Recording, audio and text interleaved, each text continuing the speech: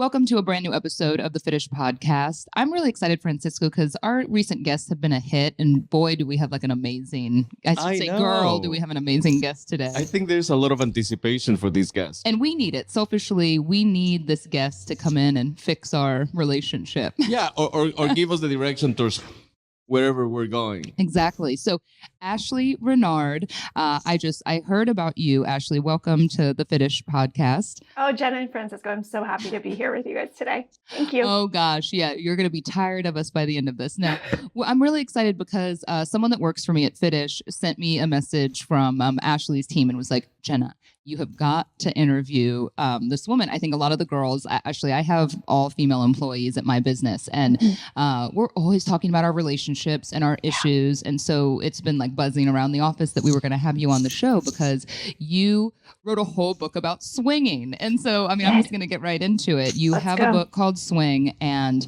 I know now it's just blowing up for you, right? You have a TV show in production, all these other things. But you have a whole kind of life story that led you to this. I want to call you like a reformed swinger, I guess, if I could say it that way. I like that. I have said I'm the world's worst attempted swinger. And I grew up in figure skating. I was in skates by the time I was 2.5 years old. And then I was a competitive skater and I became a coach for 23 years. So failing at something is not part of my life plan. So when I failed so epically at this attempt at non-monogamy, the things that I learned, not voluntarily, the things that were thrust in my face and the things that we had brushed under the rug and all of the things that we tried to avoid were just staring right at us. And the fact that I was able to take a good look at where I had been dishonest with myself and really building my life around things that I thought other people expected from me, the more I realized that, wow, there's a story in here that other people are going to relate to. And they're not going to have to send in headshots and a relationship bio to get on the invite list for a super exclusive sex club in New York City to learn them, unless they want to. But I mean, I did all the things that you shouldn't do. And now the story has been read by thousands and thousands of monogamous couples. Because the real taboo is not really about the non-monogamy. It's not really like the parties we went to or even the cast of characters we met because they were so interesting. But the real taboo was being honest about how I felt being inside a lovely looking life and really not feeling very satisfied, not feeling very connected, not feeling very happy.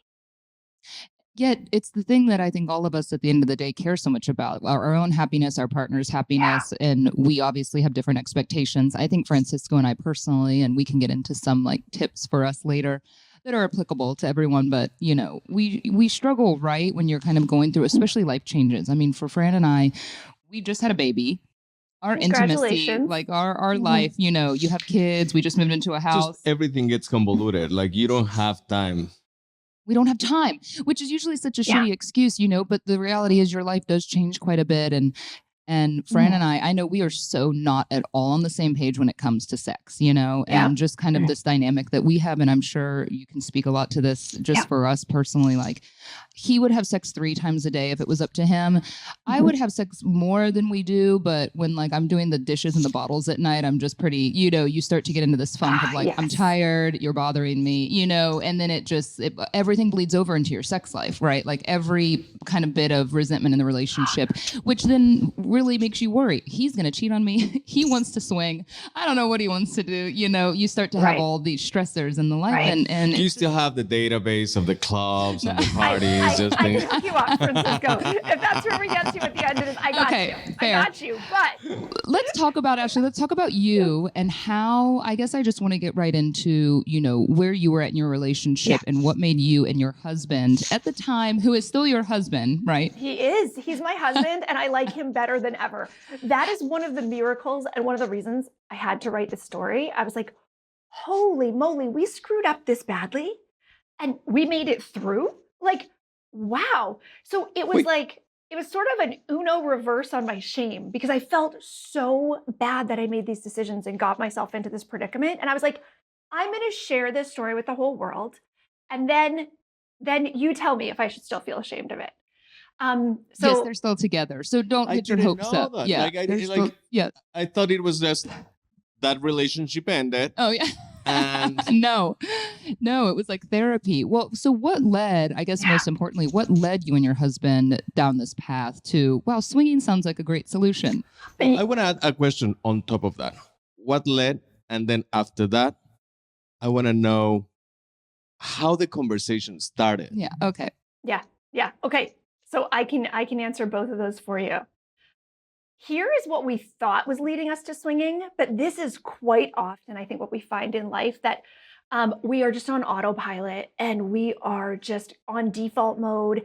And quite often we think we know why we're doing something, but we're moving so fast in our lives and we have so much stress and probably so many real emotions that we're just pushing down that we're not actually making decisions in integrity. What we're doing is we're looking for like the easiest way to scratch an itch. So my husband and I, we have 3 kids. Right now they're 15, 13, and 9, 3 boys. Wow. The littlest was like 2.5 years old, so I was still breastfeeding, okay? But the little one is finally old enough to go for sleepovers with the older 2 at my in-laws, my lovely Greek in-laws, okay? And my husband and I thought, all right, wow, we actually have a little bit of freedom. And I coached figure skating and he's a stock trader. And if you ever want to like give yourself ulcers, like, you know, as a guarantee, like work in the stock market or with figure skating parents, like pick either one. So we had really high stress jobs, not life or death, but in situations where, you know, we're dealing with people's kids or money. So people feel like it's life or death. We wanted to just cut loose a little bit. We wanted to go to the club for the atmosphere, not to hook up with anyone else. My husband was really the one who was looking and Googling, and he's like, wouldn't this be fun? Wouldn't this be nice? And so we went, and it was fun and it was nice. It was like a group of the friendliest people I've ever met in my life. It was a place where I could be sexual, but not get creepy attention, which is so weird because people are there to watch sex or to have sex.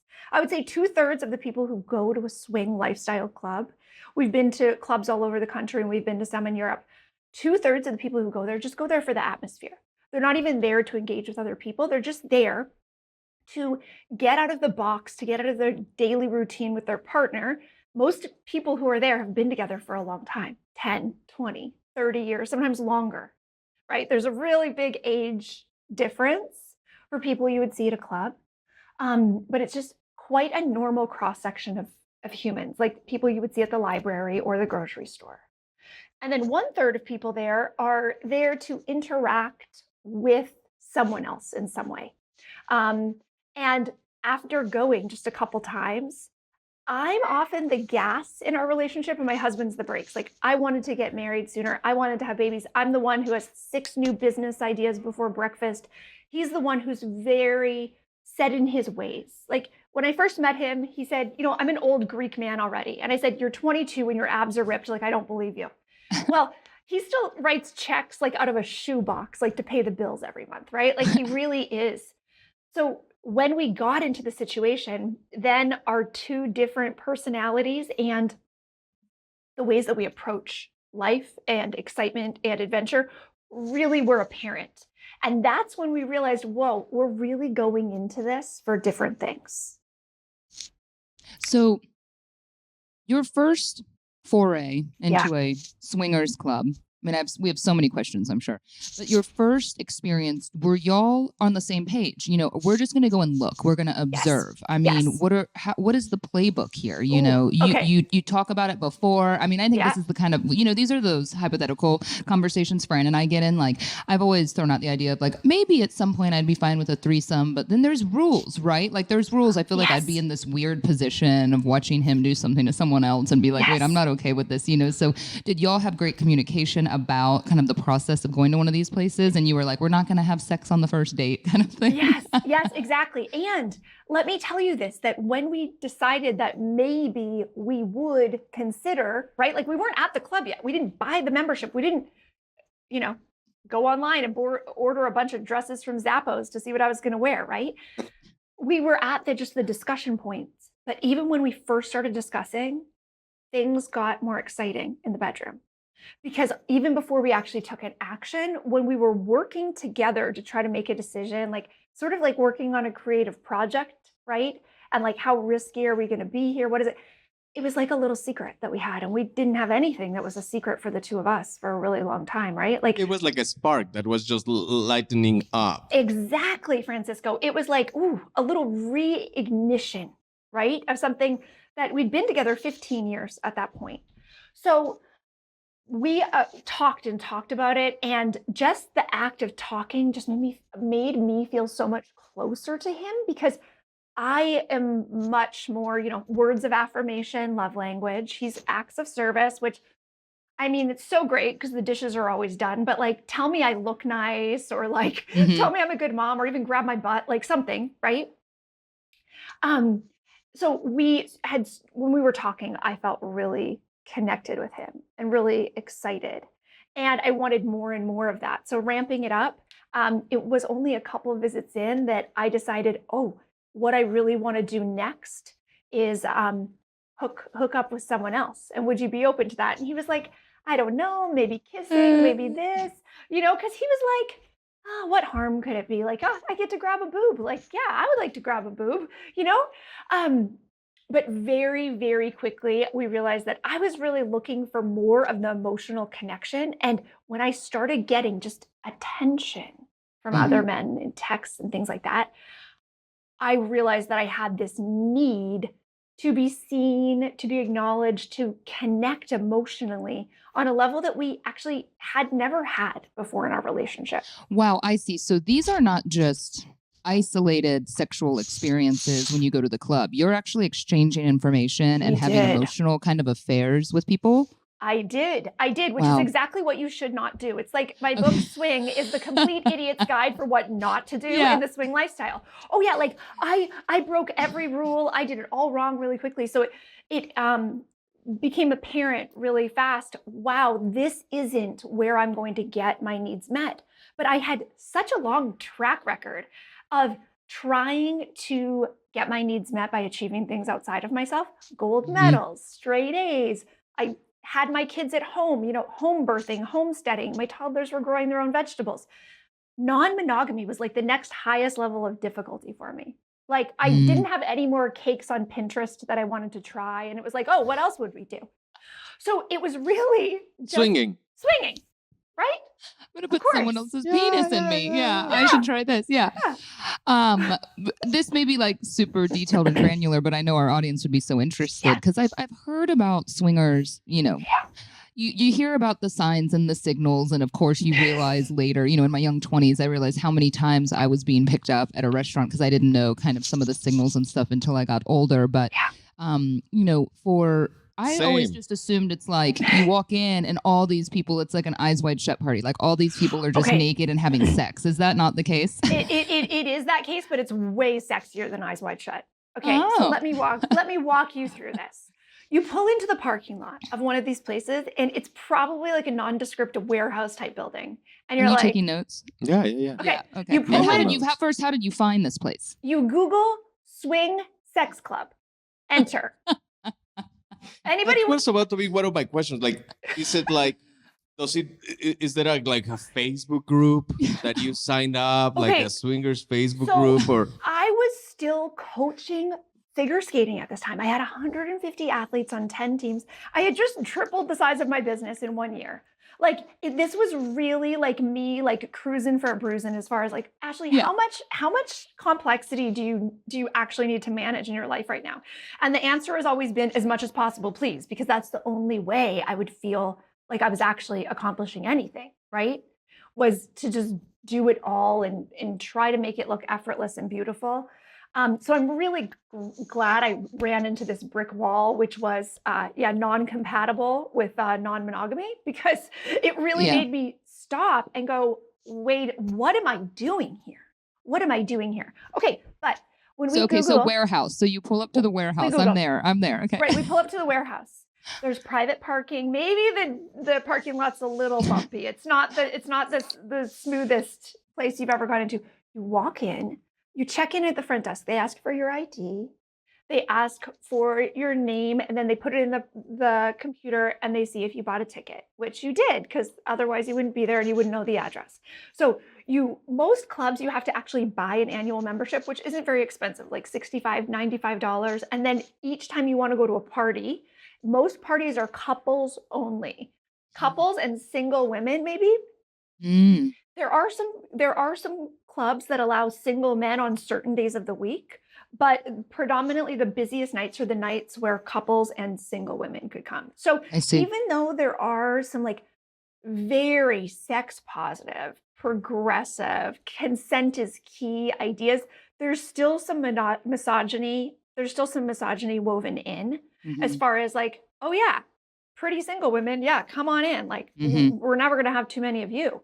So you walk in and there are people who are dressed for a nightclub and there are no phones allowed. You have to check your phone. You are like, signing that you're not bringing in any, recording devices. There's a bar, there's a dance floor, there are tables like you would see at a normal club. Then there are mattresses covered in sheets. There are stacks of towels and sheets, like clean linens on like coffee table type things around. There is a big group shower. There's a jacuzzi. There's a room with all kinds of BDSM equipment and paraphernalia and like a cage with like a lock and like these like wedges and different things so you can like have sex at different angles. Some very interesting things that I would love to have at home if I wasn't embarrassed, like the sex swings. You're like, Mom, what is this? Yeah, right? And then some really interesting things that I'm like, that's someone's kink and I don't get it. Like an OBGYN table with like stirrups. Like you could go behind the curtain with your partner and have sex on like the doctor's examination table if you wanted to. And people can watch you. Like if you and your husband wanted to have sex, like it's pretty open. Like people could watch you. Yes, you can engage with your partner on the dance floor or in the big play pit or in any of these like little kind of theme areas, or you can go to the back where there's long hallways and a bunch of private rooms where this is like the code, the swingers code. If you leave the door open, what you're saying to people is we are fine with other people coming in here and watching or taking, their little piece of real estate on the mattress while we're in here. Like it's an invitation. Come on in, open house. And then if you close the door, you have the option of opening the little curtain on the window or keeping it closed. So the first time we ever went to a club, we got super turned on.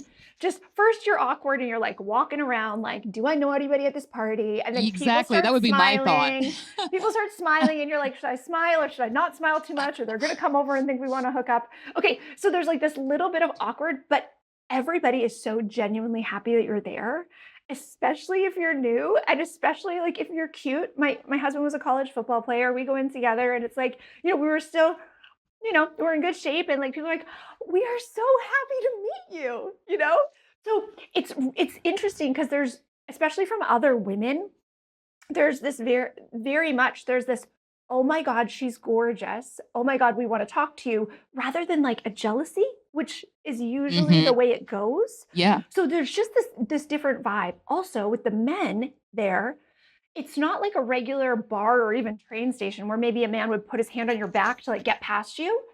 Like nobody's pretending that they don't know what consent is in a swing sex club. So a man, if they wanted to get past you, they would like hold their drinks high in their hand and they'd be like, excuse me, ma'am, hi, great dress. Hey, can I get past you? Excuse me. There's just like this understanding of personal space. So they're even more respectful than at a normal bar. Way more respectful. Except for the fact that their like penis is grazing you as they walk by. Well, that's the thing. There are dicks are out. Dicks are out, Jenna and Francisco, but they're not close to you unless you want them to be. I'm assuming, I mean, this is probably a silly question. Like these are heterosexual people, right? Like Fran wouldn't be like having sex with me and then like a guy comes up from behind him, like mounting him, right? No. And that would never even happen. You have weird visions, babe. Yeah. I'm just asking because I feel like it's so fluid that sometimes anything goes at places like this, right? Okay, here's the thing. It's very fluid. It's very open. I would say it's very open, but it's very agreed upon. Nothing happens by surprise. So even if the two of you were getting it on in the public play area, the pit, it's called at most places. So sexy, right? That sounds like Disneyland for sex. Yeah, it is. Oh, okay. It is because no, it is like Disneyland for sex. You're seeing interesting things. You're seeing interesting configurations of human bodies because two couples will come together and they're friends and they've like, engaged before. So they just get like right to it. Maybe the women are doing 69 and then the men, it's like Lego. It's like Tetris. When you have different shapes, you can like create new things. So now, I have to ask, I mean, gosh, I have a million questions, right? And so I should say let's talk about your first experience. Yeah. I'm curious about the first time that did you swap partners? Does he watch you with a woman? Like, how does that come about? So I really like men. In the book Swing, I shared the experience of kissing a woman and it was like, oh my God, she's so soft. Like, I want to know what kind of lotion she uses. Like, I touched her butt and her thigh, and I was like, it's like silk. Like, oh my God, making a self-care pledge to myself. Like, I'm just like, I just want to stop this making out and like, please write down, give me the link. What kind of lotion do you use? Right? but women don't do it for you that way. Women don't do it for me. No, I'm a fan of the penis. I'm a fan of the penis. And I'm really a fan, which now I get this from my own husband, but he's like a really quiet Greek dude, right? Like he grew up with a really loud Greek mom, 3 boys and a quiet dad. And like, he just kind of flies under the radar. So in our sex club experiences, the first time I kissed another man. So we're at the club for our second time. Okay. We're at the club for our second time. And we've left it a little more open now. Like, well, maybe we would, kind of, we just like leave it like that. We kind of just like toss the idea in the air and the other one, like, it's like wiffle ball. It's like, okay, like or ping pong. So we go to this club. We have it in our mind that, maybe we would do something with somebody. And this young couple comes up to us, right? They're still in their 20s. They're adorable. He's really tall. She's petite. She's got these amazing boobs. Okay. And I was a figure skater my whole life. The only time I've had boobs is when I'm pregnant or nursing. And like, they're fascinating and they're so fun. But like big boobs that are natural women like confuse me. I'm like, I get how a butt gets there, but like boobs, a mystery. So they're adorable. And we are dancing with them. And then the DJ, because the DJ, of course, tries to set the mood with bar games, just like, at a regular club. But in these bar games, we can have like kissing contests and this and that and blindfolds, which one's your partner's scrotum, stuff like that. Oh my God. Right? So you have to practice all these things at home. Like, hey, this is my scrotum. This is how it feels, just in case we want to win that one. Yeah. Here, butt, under butt. Okay, right? Yes. I mean, if you're gonna go, like, go to win, right? Yeah, well, she's so competitive with everything. Yeah. Okay. Yes. Until I'm doing this kissing contest with this 29-year-old like bodacious hottie, right? And they announced a kissing contest. We're like, sure, we'll go up, and we're in line, and our husbands are like, yeah, excited that we're gonna go do this, right? And she whispers in my ear, "I'll go down on you, so we'll win." And I was like, whoa, no, I'm not. I'm not. Your horses. No, I was like, I am a rule follower. We shall only kiss. Well, we were the only ones who only kissed. Like everyone else who came up, it was like, they did this all the time. Like they had been practicing, Francesca. Mm-hmm. They had been practicing. They train at home. So this is the beginning of my failures at the swing lifestyle clubs. Okay, so then we didn't win, but we come down and our husbands give us a little, clap. Music starts again. We're dancing. And I look over and her boobs are out. And I was like, oh my God, it's like the Seinfeld, like they're real and they're spectacular. Like I was like, oh my God. I said, do you guys want to go to a back room? And my husband like looks at me, right? And I'm not even into women, but I was just like, we have to do something with this. This is amazing. This is incredible. Let's just, right? It's like you see an amazing cake and now I'm objectifying this woman and calling her a cake. I don't mean that. Okay, so we go to the back. And actually, as we're walking back there, I think that we are actually thinking like we should both go to separate back rooms, but there's only one room open. Oh, shucks. So I am always like, because I'm the coach and like I'm like a cruise director, I'm like, will you guys be okay if this? I'm like negotiating like really quickly. And really? Like, so you're just fine. Having a very straightfortable conversation about like this is what going to happen. About like holes and like who's putting what where and stuff. Well, the way it went was, hey, we're really new. let's just do our own thing. But if something kind of, I was like probably making hand motions like this and I'm making those sound effects. And they were like, Yeah. you got it. We'll follow your lead because they were a bit more experienced than us. Mm-hmm. And that's identified really quickly. Hi, how are you? This is my first time here. Hi, how are you? We've been swinging for 2 years. I'm an alum. Yeah. Yeah. It's like veteran, rookie, blah, blah, blah. It's like, Like 5 stars. exactly. Let me show you my battle wounds.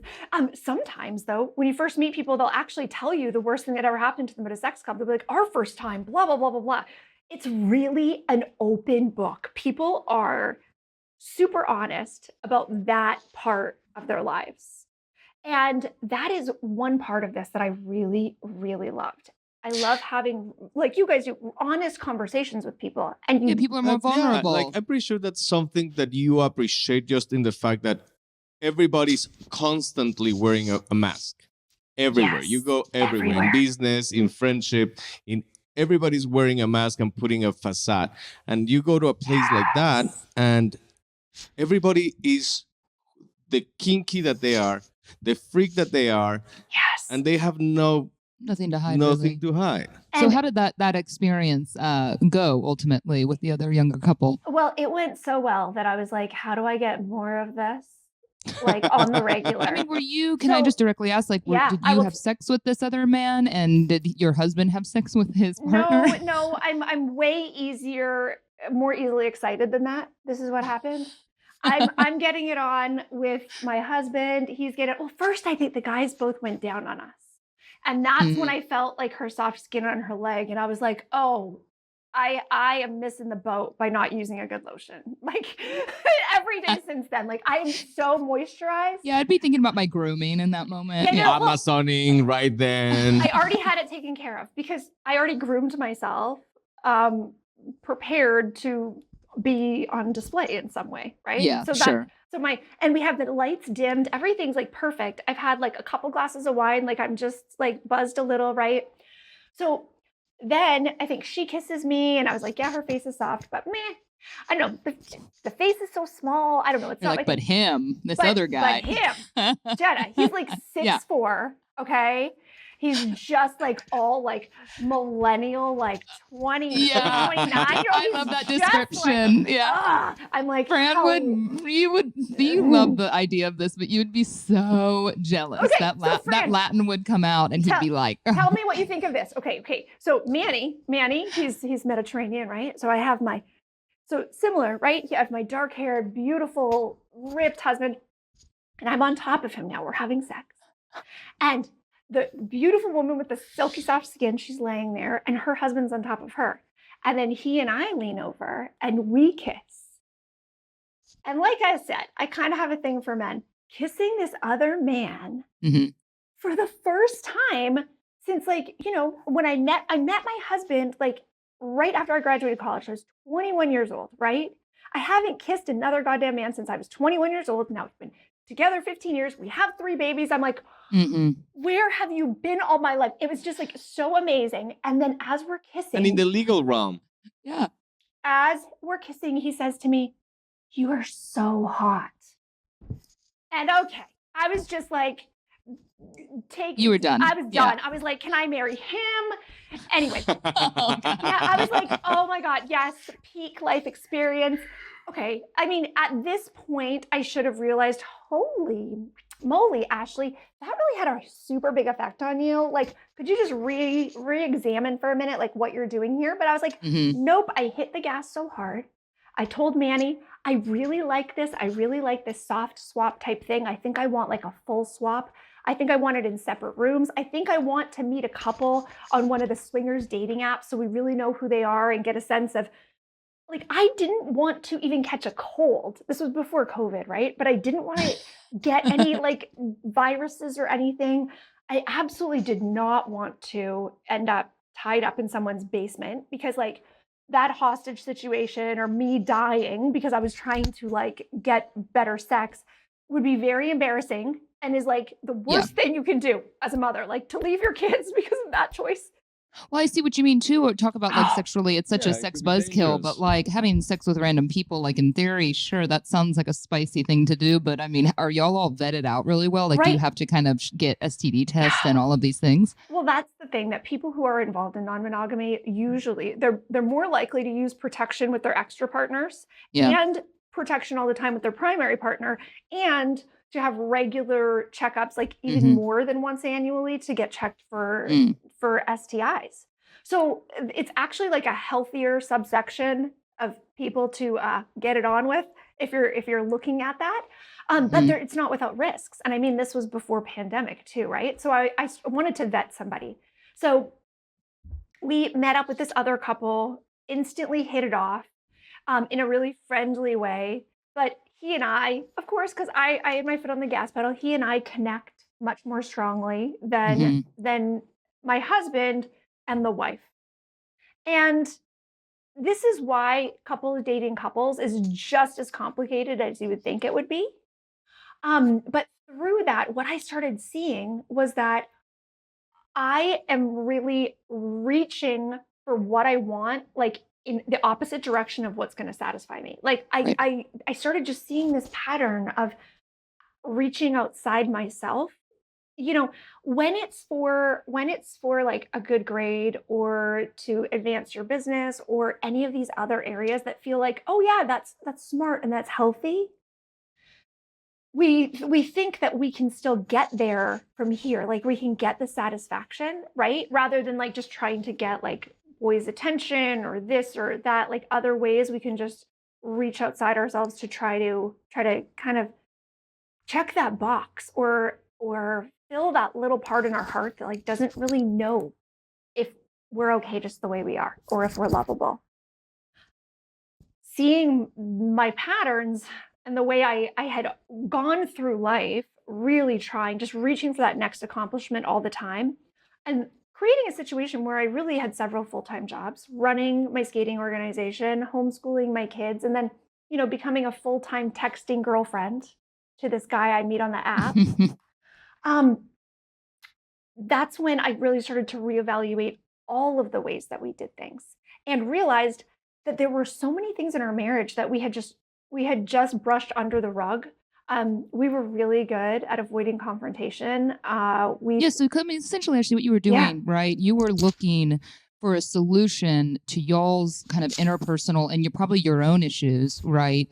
yeah, Like someone else was going to be the answer to that, right? Like some sort of sexual or just satisfaction outside was going to solve those problems. absolutely. I was feeling burned out and tired and stressed with life and work, and really feeling like I wasn't being the kind of mom I wanted to be, and I wasn't really achieving what I wanted to in my business. Like everywhere, I felt like I was coming up short. And I thought, okay, that must be because I have too much stress. So I was like, I just need to like let loose a little bit. Maybe it's just too much stress. But I think what the truth is for so many of us is that when our lives are tiring us out and burning us out, we are not actually living in integrity as often as we should be. We're over giving. We are expecting things, but not communicating clearly. We're really not being honest with ourselves about what our bandwidth is and what we need. So we reach outside of ourselves for things that we think will feel good or look good to other people instead of looking in, because a lot of us are scared. If we look into what we need, like what are we going to see? Are we going to see something that we can't even like about ourselves? Are we going to see a need that we think is like so weak or so pathetic? It's so like, are we going to feel so much pity for ourselves because we have that need? Well, actually, I want to hear what the ultimate turning point was for you to go back into monogamy. But Yeah. first, we have to take a quick break and hear a word from our sponsor, BetterHelp. Really good timing. Yes. Yeah. This episode is sponsored by BetterHelp. What great timing to talk about some relationship therapy, right? But you know what? BetterHelp is good for all sorts of therapy. And this is the beauty of BetterHelp. It's more affordable, so you can't sit here and say it's too expensive. Because yes, trying to find a therapist online, making the trek to them, especially if you're doing couples therapy, Francisco and I have been there before, it can get so awkward, especially that drive home.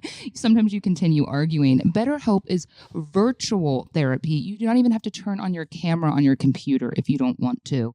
I'm telling you, therapy is so critical at so many different junctures of your life. I've done therapy when I was single. You do it in a relationship, especially now that Francisco and I are new parents. We have a lot of struggles and there's a lot that we don't agree on. And finding a therapist that specializes in relationships, and especially a therapist that's a parent themselves, is so nice. Things are just so much better when you talk to someone. As the world's largest therapy service, BetterHelp has matched 3 million people with professionally licensed and vetted therapists, available 100% online. Plus, it's affordable. Just fill out a brief questionnaire to match with a therapist. And if things aren't clicking, they will allow you to easily switch to a new therapist anytime. It could not be simpler. No waiting rooms, no traffic, no endless searching for the right therapist. Learn more and save 10% off your first month at betterhelp.com/Fitish. That's betterhelp.com/Fitish. All right, Ashleigh, we are back, and I'd love to hear that defining moment for you when you realized you and your husband failed at swinging. Yeah, defining moment was when we had thought we had worked things out enough with the couple we were dating that Can I ask, how long did you guys dated this couple? yeah. Well, that this couple, Brad and Jess, who play predominantly in Swing the book and who will play predominantly in Swing the series, we dated them for just a few months. But That could be a long time. It was a long time, especially when you're exchanging hundreds of texts a day. So when you say dating, like I'm a neophyte in the whole swinging thing. Yes. And when you say dating, you guys were like texting, like sending romantic messages, calling each other at all times. Like, were you going on dates with Fitsh, just the other guy, or always together? We were only dating, the four of us. And then we had a little bit of time separate, like a make-out session. And then what kept happening was Jess kept getting really scared because she was like, I know my husband loves this woman. I know he does. And I really think she's going to fall in love with him too. Mm-hmm. So then she called me and she said, hey, can we go out, just the two of us? And so we're sitting there, and this is one of my favorite scenes that I can't wait to see on the series. And in that moment, I am feeling so terrible because this woman in front of me is pretty amazing, right? Like, she's incredible. She has incredible business sense. She is beautiful. She's like, if I met her in any other time or place, I would be one of her best friends if she would take me. Like, I adored her. And at the same time, I was in denial about falling in love with her husband. And I wanted to keep this friendship like copacetic. Like, I wanted to keep the four of us still hanging out together so that I could still see him. But she kept getting really panicked. As soon as they started dating us, he started changing all the rules that they had before with couples. Like, they never used to text one-on-one. They never used to send photos. But as soon as we met, he was like, oh yeah, I think we could send photos. Oh yeah, you could text one-on-one. And she was like, what's going on here? Why is this It was changing? uneven. It was so uneven. And in Swing, you'll realize her motivations for going along with this, even though it wasn't what she wanted, because she felt that she had got the better deal in another situation. And you'll find out why my husband, Manny, went along with this and didn't really seem to give a shit when I was falling in love with this other man, because he had some things that he was really trying to smooth over for himself without as much guilt. So I think the reason why so many couples have read this, and they've, men especially will open it. It's my book about being unhappily married to a man and figuring out, how to remedy that, how can we can repair it. And thousands of men have opened the book and said to their wives, what she says right here on page 45, that's me. That's how I feel. Mm-hmm. Because when I told it, there's this salacious part of it, right? The very first scene in the book, I'm waiting in line to use the bathroom at an invite-only sex party in New York City where we had to send in headshots and a relationship bio to get on the guest list. And it looks like I'm at a casting call for The Bachelor. Everybody is beautiful. That's something that sticks in my mind, because everyone's like, yeah, the way you're painting this picture, it makes it like everybody's going to be beautiful, but then it's like the nude beach. Like, it's never the people you want to see naked at the nude beach, It's just always the ones that you don't. But these clubs, you're saying, especially in New York City, at this invite level, obviously everyone's super attractive. And I mean, what about all the poor swingers that aren't getting admitted? Like the ones that Well, aren't they as go to attractive? the B clubs. There are so many different ways in that. Yes, there are the big clubs. You just pay the money. And you know what? There's something actually so incredible about, I don't know, it's like the body positivity or the Lizzo effect. When you see somebody like so confident in their body, Mhm. it's like, That's attractive. it's like, wow. Yeah. Yeah. Right. So I never saw someone in a sex club and thought, ooh. The grossest thing that you ever see in a sex club is that most of them have a buffet table over at the end. That's the only thing that's gross. That is gross. Yeah, It's so gross. Sushi. Who's even? Ew, gross. Yeah, what is do you have, just as a funny like anecdote, a just the most, awkward or terrible or just kind of, like bad interaction or situation that happened? You ran into someone or you or your husband had to take one for the team. I know that was a question Francisco had, like one partner was really unattractive and you weren't turned on or Like, anything hey, like that. Well, you have to take this one for the team. Well, that is sort of how Manny and Jess felt. With the little love affair that Brad and I were having. They felt like they were taking one for a team. They were not into each other. They were like, all right, bud. Okay, but do you want to hear the funniest story I've ever heard of the sex club? Okay, so it didn't happen to us, but it was a story that was told to me. So we'll see if this can count. So when you go to a sex club, there are host couples who show you around the club when you get there. Okay, like sort of like a Walmart greeter who like you may see naked later in your shopping trip. So they show you around, all right? And make sure that your questions are answered, that you know where you can go, like get like the clean towels and sheets. And this is what I loved. I loved seeing the behind the scenes of businesses. So the towels and sheets are wrapped in plastic like you would see at like a restaurant with like a linen delivery. And I then was thinking, oh, is it like a really big win to get like the sex club account? Like if you work for like the linen rental service, like like how many do they go through? So this is how my mind works. So when you are there, I lost my train of thought. I got so excited about the linens. No, you were telling us about you were speaking about the worst story, the awkward story at the club. Okay. So the host couple at the sex club make sure that you know your way around, you know where to find the clean towels and sheets, where the lockers are, the showers. And I love asking people questions about their jobs or, their experience. So I started asking them, how long they'd been coming to the club together, what kind of people they met. It was almost like I was an investigative journalist. Like, I think I should have known since the first time I went that I was going to write a book about this because I was really asking the questions. And he said to me, one of the funniest experiences they had, actually, his wife volunteered this story and he was a little embarrassed, but they had an older couple visit the club for the first time and have a very nice time. They were like in their mid to late 70s and they were about to leave for the night. And they said, never too late. Yeah. The host couple said, did you have a good time? And they said, oh, like we had a wonderful time. We've always wanted to experience this and we never have. And now like, one of my top 2 things I like want to experience in sex has happened. And so Leon, the host couple, he's a really nice guy. He's like, well, what's the other thing? And she's like, well, I've always wanted to squirt, but like we've never been able to figure it out. So of course, being the great host that he is, says, well, I can help you with that. And proceeds to go into the back room with his wife and the other husband, the 4 of them. And Leon, such a great guy. You'd want this guy as a neighbor, I swear.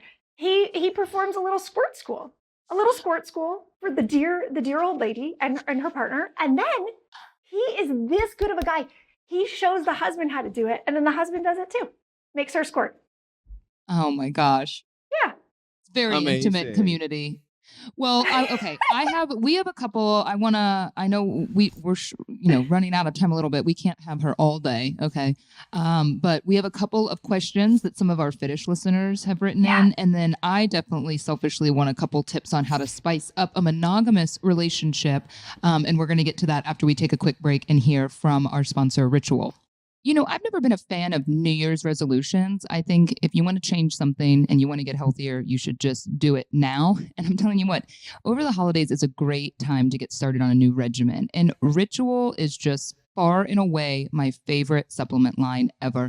I have been taking Ritual since long before they were a sponsor of the Fitish podcast. My number one reason, truthfully, they just taste better than everything else out on the market. Hey, if you have to swallow something every day, you want it to taste really good. And I love the way these supplements are encapsulated with something that tastes good. It might taste like lemon, it might taste like mint, but you're not going to get this terrible aftertaste. On top of that, though, Ritual is so transparent about what goes into their supplements. And now they're offering Symbiotic Plus, which is the most incredible prebiotic, probiotic, and let me say that again.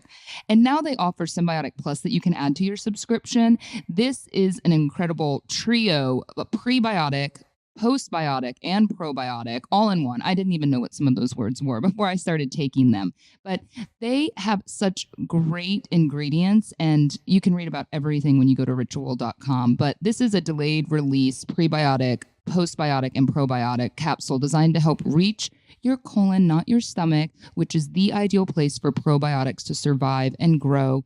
This bottle technology is moisture controlled, so it's going to protect those probiotic strains. Symbiotic Plus and Ritual are here to celebrate, not hide your insides. There's no more shame in your gut game. That's why Ritual is offering our Fitish listeners 10% off during your first 3 months. Visit ritual.com/Fitish to start Ritual.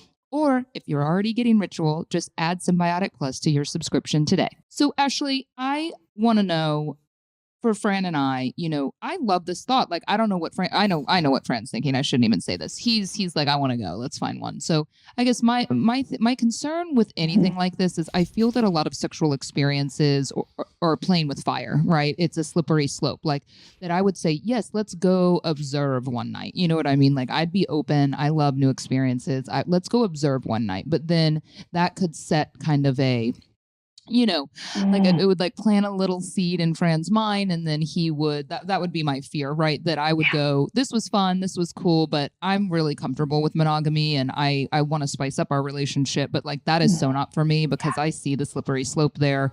I'm falling in love with someone else, he's falling in love. It would just destroy our relationship. But how can you, would you recommend, I guess, for couples that are curious to go and observe, or do you think it's just a slippery slope?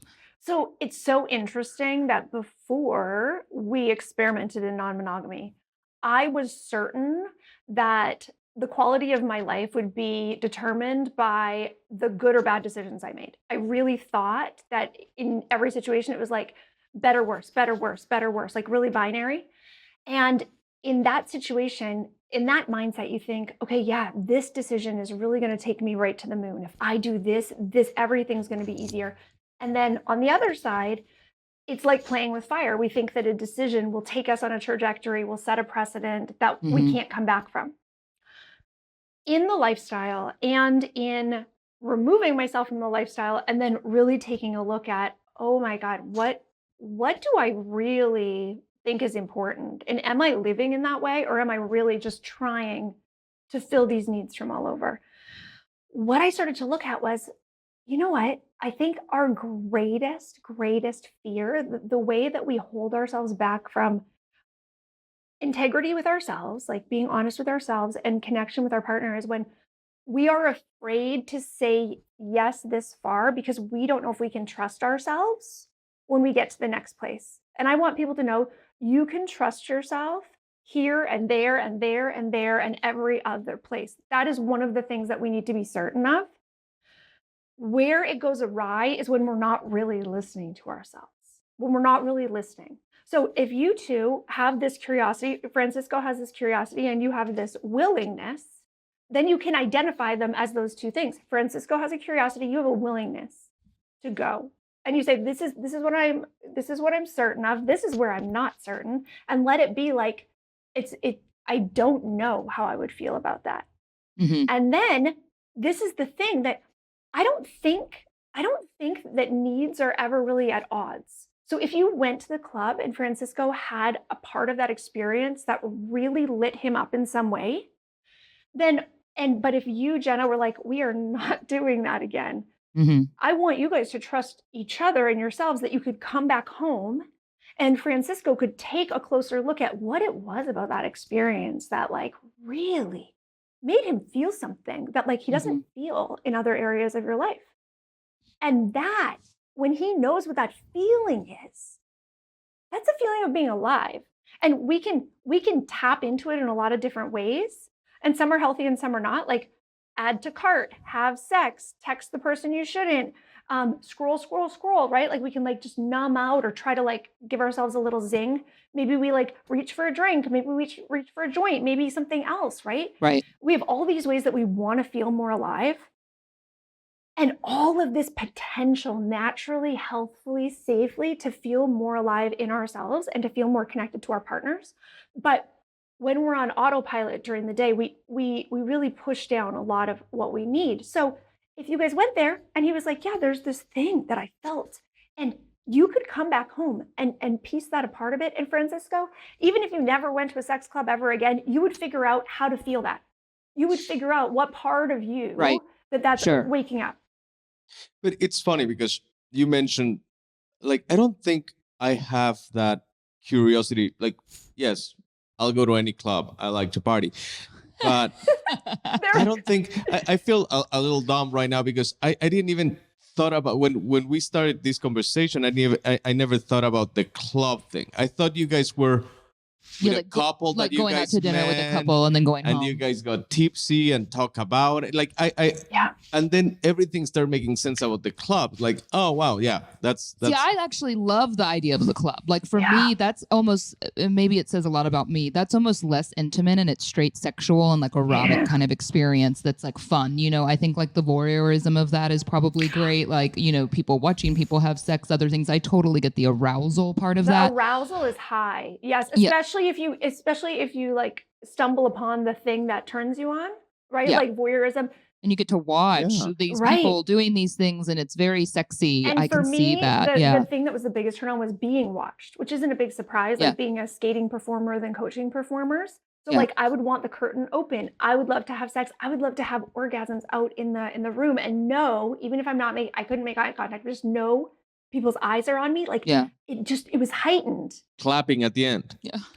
6.0. Throwing flowers. 6.0. Yeah. Yeah, but it's, for me, it's the thing that you were thinking of that's not the club.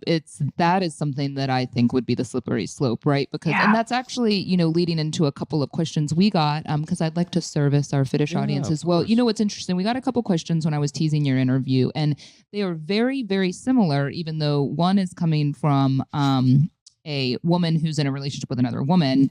They met, I guess, unicorns. You know, there's a lot of vernacular in here that I didn't really understand, but a unicorn who met another unicorn, and then now they're in a monogamous relationship. But her question is, and it's very similar to another email I got from someone else who both said, don't use my name, even though her and her partner aren't swingers, but their friends are, and there's been a lot of falling out in the friend group over it, and they're not really sure how to navigate it. And basically the gist of both of these questions is like, how are you navigating, or, you know, what is your recommendation for navigating post-swinger friendships, relationships, when you're still kind of surrounded by people that are in this community? Yeah.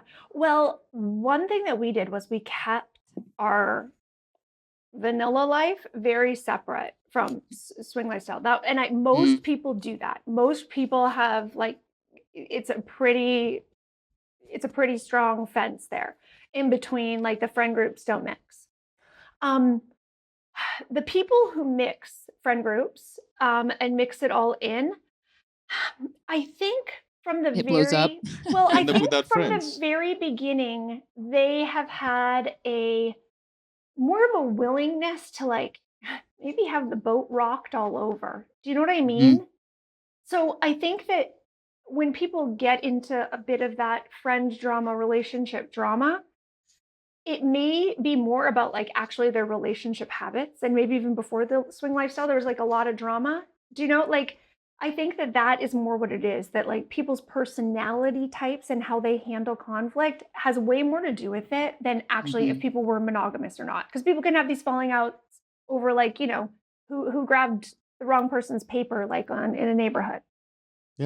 Yeah, exactly. So I think that's what's been most enlightening for me about this conversation in general. And I never thought about it that way because, you know, you just want to always associate people that swing or people that have threesomes or people that are very, curious sexually, it's like that it's all tied into sex. And that's not always necessarily the case. It's usually kind of filling some sort of void, right? Like, I mean, if you're seeking attention from another man, it doesn't really mean your partner is not specifically like that he's not pleasing you sexually. It's that this lack of attention, this lack of like emotional support or things like that. She hit it on the head. Like when she said it's the need of feeling alive. Exactly. That too. Sure. Yeah, that you're not feeling alive. Yeah, that you're feeling like that adrenaline. Like I think people wanting sex never has much of anything to do with sex, right? I think it's they want the rush of endorphins with a climax. They want to feel connected to their partner. They want to feel safe because when you connect physically, then you're like, yeah, it's kind of like a touchstone, right? Yeah. They maybe want to feel desired. They want to feel something that we can feel in so many ways outside the bedroom.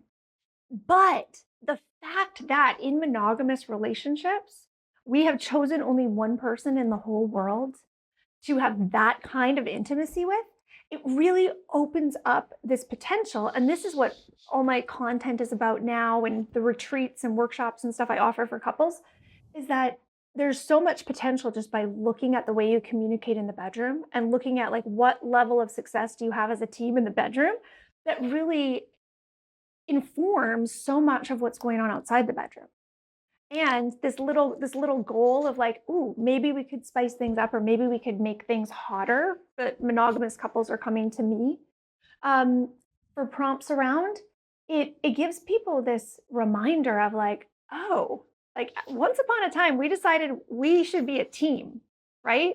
And then through daily life and kids and like the way too that responsibilities multiply when you have children, and figuring out who should do it and what would be equitable is like, it's a mind fuck trying to figure out how to make this fair or feel good for both. Well, for someone or for a couple like Francisco and I, right? Yeah. Just we're very transparent with everyone. Like, we have a 10-month-old about, takes up a lot of time. Him and I both work, full-time, multiple jobs, have a lot going on.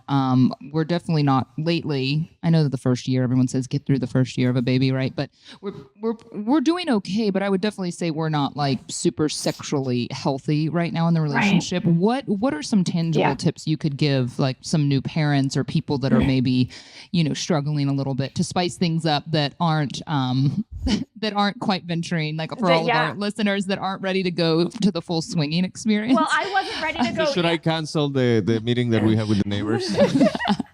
Okay. So in the work I did with skaters for decades, I believe that cooperation is really very simple. Very, very simple to cooperate.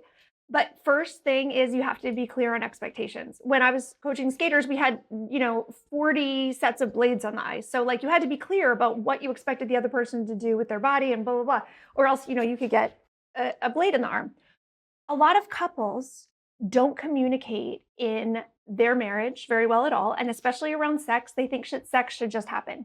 They think if they have the chemistry or if their partner finds them attractive enough, or if then it should just like in in Hollywood in a movie when someone gives someone the eye from across the school dance. Yeah, it's just ripping clothes off all of a sudden. Ripping clothes off, right? Where it's like that may have happened like the first 2 times I had sex with Manny 20 years ago, but I don't think it's happened since. I love him and we have incredible sex. And I have to tell you, it's not because like he gives me the side eye from across the kitchen. Yeah. It is because we talk about it. And like having sex is part of like the things we do to make sure that we both feel good. Like, oh, okay, this is a busy week with the kids. Like, oh, let's have sex like when they're at school. Okay. Oh, but the cleaning ladies, all right. Like we're open these mornings and we don't have these calls. We always have talked about when we're going to have sex. Another thing is we don't go to bed at the same time. So we've never had to go to bed and like lay beside each other and go, is it happening tonight? But millions of couples around the country and around the world go to bed each night and they're not sure if they're going to get some. Like they're not sure if it's happening and they're just waiting. And it's like, this Or you're like person, Fran and I, like, I don't really like sex at night as much because I'm so damn tired by the time I finally get in bed. And, a guy would have sex at any time because they fall asleep right after. And so for me, I'm like, Absolutely. morning sounds nice, but morning's kind of tough with a baby. Afternoon sounds nice, but it's hard, but it's true, right? It sounds so formulaic, but it's like you have to schedule it. Well, you know who's the very, very best at scheduling sex? Teenagers who have to sneak around. Yeah, Absolutely. that's true. Right? Yeah, So it's yeah, not yeah. that it's who made scheduling sex uncool, because it's not. It's not. It was like sexy back then when you had to sneak around, right? Right. Well, when you have kids and responsibilities and jobs, you have to sneak around. Pretend you're back on the same team. Pretend that it's you and them against everybody else, right? And we are going to have good sex no matter what. We're going to sneak away to do it. We're going to like bring in some lube and some toys so that like if we only have literally 12 minutes, but I'm like, give me an orgasm, like maybe I'm getting 3 actually. We have 12 minutes, right? And this is what I talk to couples about, like decide what is like the quickie of your dreams. If you have 12 minutes, what is the best fucking way you spend that 12 minutes? And tell each other, oh, I would love this. I would love nipple play. I would love this. Blah, blah, blah, blah, blah. Bring this toy in. And then, because we don't always want it to be rushed, I really love having one super sexy date night a month. One date night a month. That's a great idea. Where the kids actually go for a sleepover now that they're old enough. I think I'll have to reevaluate. I'm gonna come up with a how do you do this with a baby version. But the kids go for a sleepover. We go out for an early dinner. Our reservations are like at 6 p.m. Okay. We have a great dinner. I have maybe like one cocktail. And the whole time we're at dinner, we're talking about what kind of sex we're going to have. We're talking about what room we're starting in. On these nights, my husband always climaxes twice. So he's the first one to climax. And then we like go back and forth with a whirl or whatever we're doing. And I'll have some orgasms and then he'll finish at the end. And he feels like the king of the world. The king of the world, right? That like, oh my God. Yeah, men are in much better moods after that. Yeah. Well, yeah. And he's like, my wife loves me and enough. women. Yeah. And loves sex enough and loves her own sexuality enough and is relaxed enough about life and secure enough in her career and all that to go like, nope, one Saturday a month. It's all about the sex, baby. You know? Well, Ashleigh, this has just been super enlightening and really exciting. And I apologize to our listeners that are listening to this like in carpool or on their way to work and they're really turned on and can't do anything about it right now. But I could talk to you at length about this, but I know you have so many great resources on your website. So would you mind plugging yourself a little bit? Let us know what you have coming up and where people can follow you. I know you have a community of women and you have all these virtual lessons that people can sign up for, like these sex classes and whatnot. Would you let everyone know where we can follow along? Yeah. So I have been answering questions in my DMs for 2 years now about what people need in what they're looking for in their relationships. So I've put together a suite of offerings for couples just to connect, whether they need to just start the communication, like, hey, could we talk about sex? Could we talk about what we maybe could try or how things are going? Because some people are there. And then there are some people who are really comfortable talking about sex and like, they just want like a workshop to give them an intro to BDSM to see if they want to try that because they tried a little bit of their own. They're like, wait a minute, I want some more ideas. So I have after dark workshops with trained sexologists and tantric coaches and facilitators who give some info and then take you through a guided pleasure practice. So our most popular one was oral and manual for him, like where he receives. That's a fun Zoom. Yeah. It was a fun Zoom. Like she even had this cameras off. Cameras off because it's a webinar. But she had this black dildo, and she's like, and then sometimes you can slap the cock on your face. And I was like, all right. I was like, that's a little right. It's good because like we have somebody who's like a real professional, and I'm like, all right, guys. So I think I've done the tongue before. I think I could do the cheek. Yeah, I'm gonna do it. I'm gonna do the cheek. So, oh my gosh, that's amazing. Well, yeah, and whether the couple on the other end of the webinar like starts slapping it to the cheek or starts laughing, it's something that they connected with together, right? It's like a little private joke. I just got back from my first Keeping It Hot couples retreat in Banff, Alberta. So fun. We had 10 couples there in the Canadian Rockies.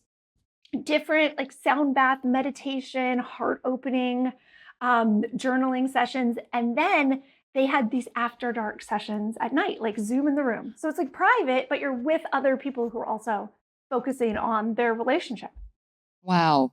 Yeah. Well, that's wonderful. And you have a Yeah. TV show in the works, I- right? I That's have based on the book. Yes, I actually have two TV shows in the Well, works. I should say one scripted, right? And Yep. one is an unscripted. Yeah, like sort of like a marriage fixer-upper type show where I travel Cool. around to couples and I bring guest experts and we go, yeah, we're going to get you over your dry spell. We're going to get you like bedroom MVPs.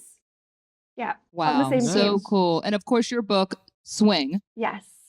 You can get book, that on Swing, Amazon or you can get it on- Audible. yeah, I narrate it on Audible. I also have a book called Keeping It Hot, the Workbook. So yeah, if you find me on Instagram, look at my links, come say hi in the DMs. We have free challenges going on quite often with like prompts for communication and kind of scripting out like how you would like things to go. Just in a lot of different dynamics with your partner. And couples are coming to these challenges together and just finding new ways to communicate, new ways to really up level for both of them instead of the constant give and take.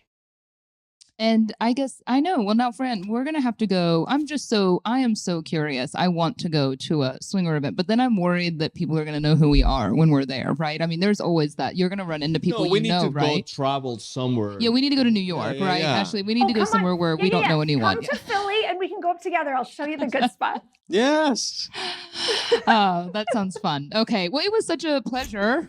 So pleasurable talking to you. And I And can't wait to enlightening. finish the book because I got to start the audio book listening to you right before the interview. So Amazing. Thank you so very much. It really has been a pleasure and really informative. And I'll keep you posted on mine and Fran's progress. Yeah. Thank you so much. Thank you both. Thank you. Thank you for all the knowledge.